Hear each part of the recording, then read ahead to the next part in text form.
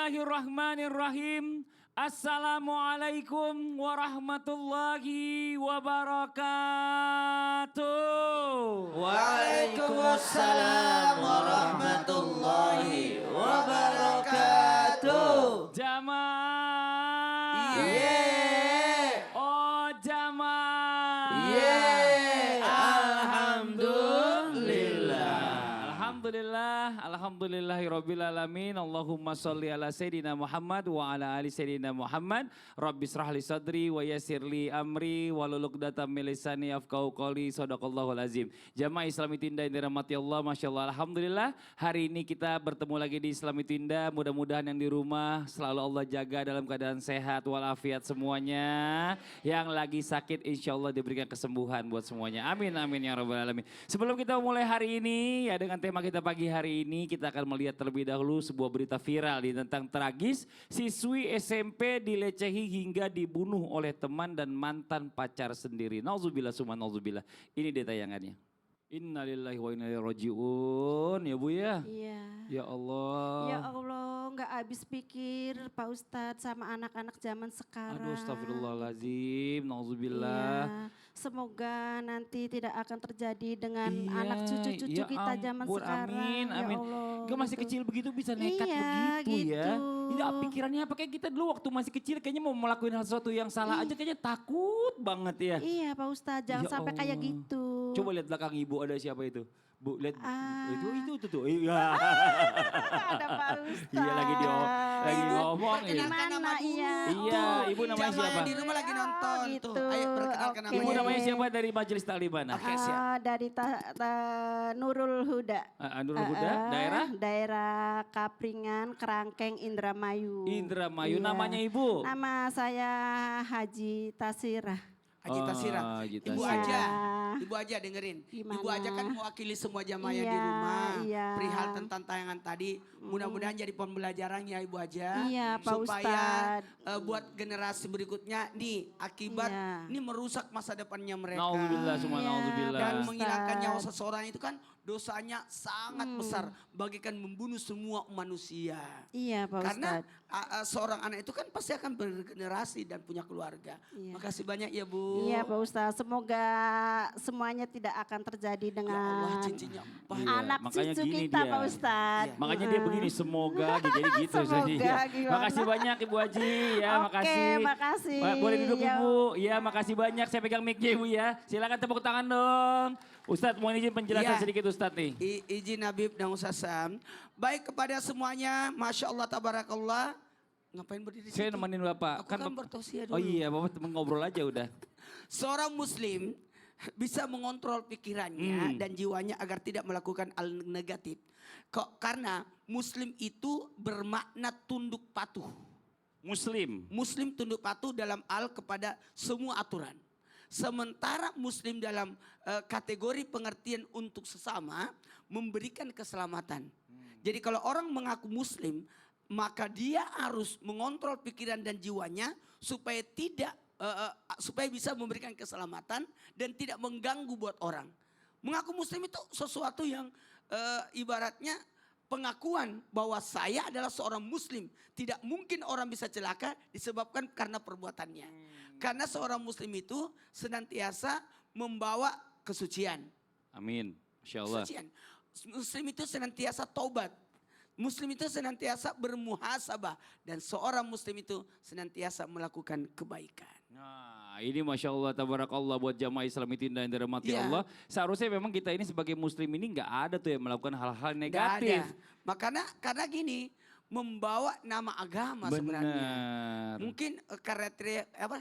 Kriteria Kriteria. karakter maksudnya. Karakter itu ya seperti Allah, itu. kriteria tadi ngomongnya jadi tiba-tiba ke karakter. Tepuk tangan Bos Ustadz Maulana ini Masya Allah.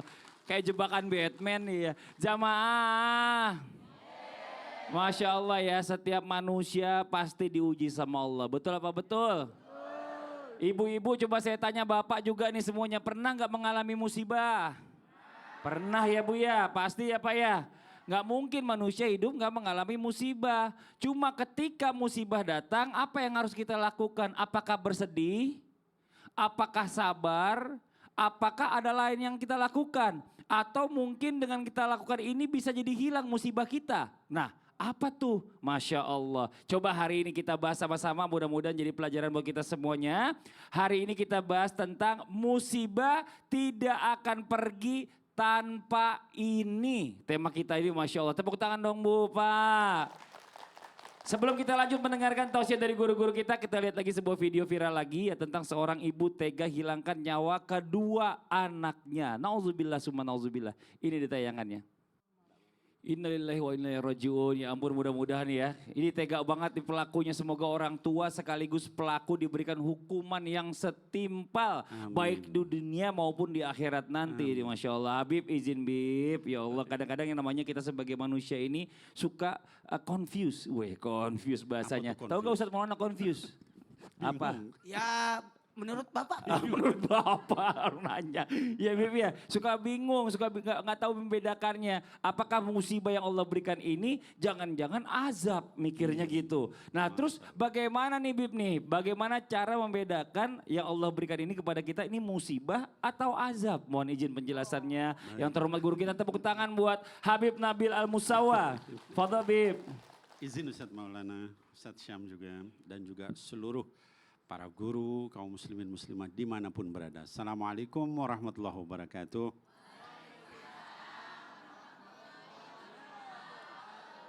Alhamdulillah wassalatu wassalam ala sayyidina rasulillah wa ala alihi wa sahbihi wa mawala. Ya, Bapak Ibu sekalian, hadirin juga anak-anakku sekalian. Tadi kita melihat ada beberapa tayangan, ada orang yang dilecehkan oleh temannya sendiri, ada juga ibu yang menyiksa anaknya dan seterusnya. Saya ingin menyampaikan apa bedanya antara musibah dengan azab. Ya, jadi kalau secara singkat, ya musibah dengan azab itu satu paket, ya mirip bahkan sama, tapi bedanya adalah sebab dan tujuannya. Ya, jadi kalau misalnya tujuan atau misalnya sebab daripada musibah itu atau cobaan atau ujian. Itu sebabnya adalah karena Allah cinta kepada seseorang, ya orang beriman tentunya. Kemudian juga tujuannya apa? Tujuannya untuk ngapus dosa, ngangkat derajat kita, ya. Nah, tapi apa yang tadi dipresentasikan di video-video itu bukan cobaan, bukan ujian, tapi itu adalah azab dari Allah Subhanahu wa taala. Azab itu sebabnya apa? Tujuannya apa? Sebabnya karena kemurkaan Allah kepada seseorang, kemudian akibatnya atau tujuannya adalah kalau bahasa ininya adalah DP, gitu ya. Jadi Mas Fadli, DP dari azab Allah di dunia dikasih, nanti di akhirat lebih berat lagi. Nah oleh sebab itu maka kita harus hati-hati tentang ini, ya. Jadi tadi saya katakan satu paket. Misalnya contoh yang namanya kenikmatan juga bisa jadi itu adalah ujian, cobaan, ya. Misalnya salah satu contoh kekayaan diberikan kepada seseorang bisa jadi ujian, bisa jadi azab.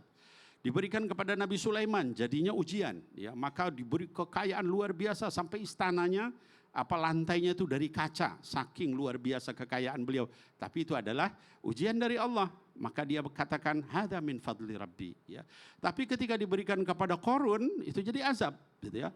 Dikatakan inna mafatihahu latanu bil usbati ulil quwwah. Sampai kunci-kuncinya itu Mas Fadli, iya, kunci gudang hartanya itu harus dipikul sama beberapa orang kuat, saking banyak hartanya. Tapi kemudian dia kafir kepada Allah, ditenggelamkan di dalam bumi. Nah, jadi kita harus hati-hati tadi, jangan sampai itu adalah bukannya cobaan tapi azab. Ya. Jadi kalau musibah ini Allah tegur kita karena Allah cinta. Karena Allah cinta. Tapi kalau azab Allah tegur kita karena Allah murka. Oh, makasih banyak Habib. Jazakallah khair penjelasannya. Tepuk tangan dong buat guru kita Habib Nabil Al-Musawa. Jamaah. Kita mau sekarang panggil guru kita Ustadz Syam. Boleh Ustadz Syam? Tepuk tangan buat Ustadz Syam. Nah ini nih Ustadz Syam nih. Tentang apa itu? Pertanyaannya, apakah musibah bisa cepat berlalu dengan ini nih? Dengan kita cukup bersabar. Pertanyaannya kayaknya nih benar-benar kayaknya santai Bang. Kayak sabar, apakah musibah bisa cepat berlalu? Mohon izin penjelasannya. Foto Ustadz Baik, Syam. bismillahirrahmanirrahim. Tabi guruku Ustadz Maulana Habib Nabil, Mas Fadli serta guru-guru kami di belakang Allah Subhanahu wa taala. Al-Qur'an surah Al-Insyirah atau Alam Nashrah ayat 4 sampai dengan ayat 6. A'udzu billahi minasy syaithanir rajim.